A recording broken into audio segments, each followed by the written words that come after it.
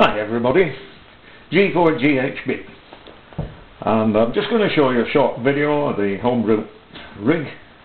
This is a redesign from one of about 12 years ago, and it now has a frequency synthesizer instead of a VFO mixer oscillator with crystals for all frequencies.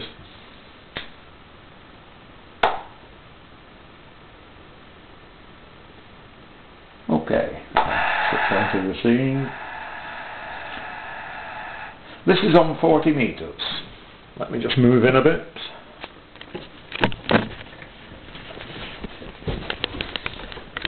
Okay. So what we've got here is this is 40 meters on receive. The band filters come in on 160. Easily changed. 80. This is 40. While I've got it, I'll just go through. This is 20 meters. Going right up to 10 meters, that's the band filters. I'll go back to 40. So there we are on 40 meters. The synthesizer has got different tuning rates. This one is slow, so I shall go on to, it does fast, and a variable rate here. That's on the band edge.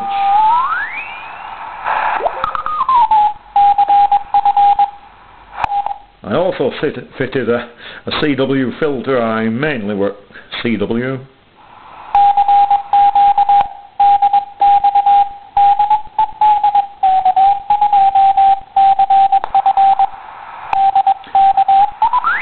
Not really needed on that one, it's a very strong signal. Filter out, filter in.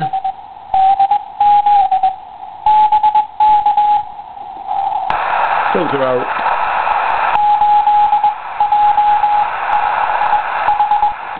Filter in.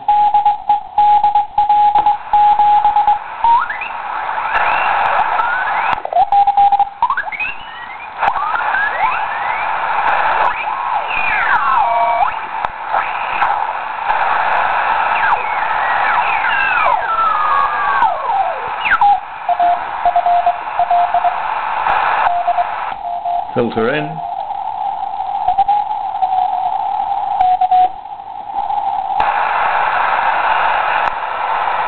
Okay, that one is the audio control.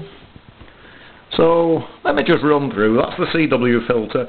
Transmit, receive, switch, audio output. 3 buttons set up the synthesizer. Of course, main tuning there. Transmitter gain control, CW key, the white one is the microphone, bandpass filter switching, already shown. This is lower sideband, upper sideband, back onto lower. And let me just show you the transmitter working. I shall disconnect the ATU, and I've got a torch bulb, simply plugs in the back.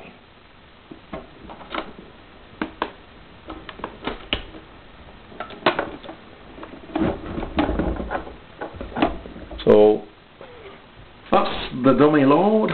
Switch the rig into transmit. Bring the key in. Okay, transmit.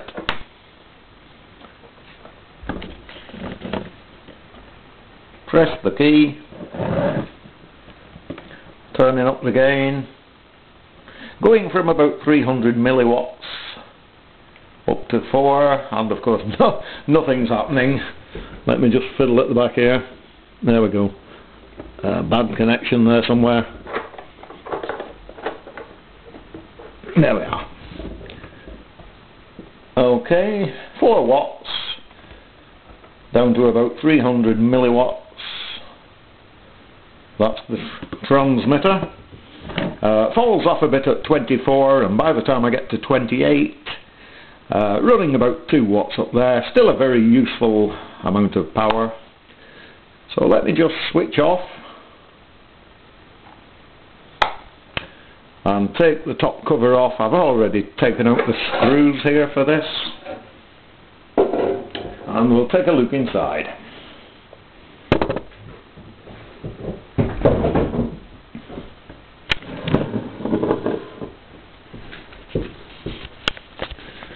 So, the very first board is the frequency synthesizer, and I've put a heatsink onto the voltage regulator because it's really getting quite hot. The second board is designed by G4CLF, about 1980 something, and I bought the circuit board, sourced all the components for this. There are Plessey ICs on there. It's the main heart of the transceiver. The next board is home built. Bandpass filters 160 to 20 meters, and more filters down there for the higher frequencies. Changeover relay. The next section we have the CW audio filter, the CW tone generator, and the transmit preamplifier. So let me just turn the rig. Okay. This is the PA compartment, the driver and 2 MOSFETs in there. This is the electronics for the band change,